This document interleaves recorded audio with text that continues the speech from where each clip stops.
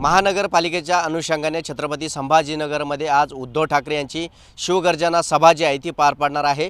मराठवाडा सांस्कृतिक मंडळावरती ही सभा जी आहे ती घेण्यात येणार आहे। सध्या शिवसैनिकांनी या ठिकाणी जोरदार तयारी करण्यात आली आहे। मात्र आता या सांस्कृतिक मंडळावरती जर पाहिलं गेलं तर शिवसैनिकांना आता बॅनरबाजी करण्यात आलेली आहे।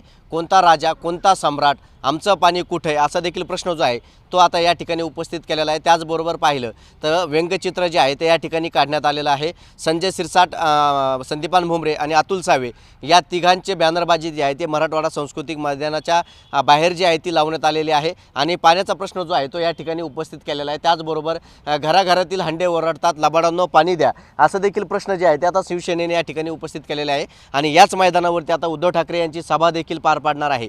काही कालावधीपूर्वी जर पाहिलं तर ठाकरे शिवसेनेकडून छत्रपती संभाजीनगरमध्ये तब्बल महिनाभर लबाडांना पाणी द्या या आशयाखाली आंदोलन करण्यात आले होते। वेगवेगळ्या भागामध्ये आंदोलन देखील शिवसेनेने केले होते। मात्र आता महानगरपालिकेचा जो आहे तो प्रचार सुरू झालेला आहे आणि आज शिवसेने पक्षप्रमुख उद्धव ठाकरे छत्रपती संभाजीनगरमध्ये असणार आहे।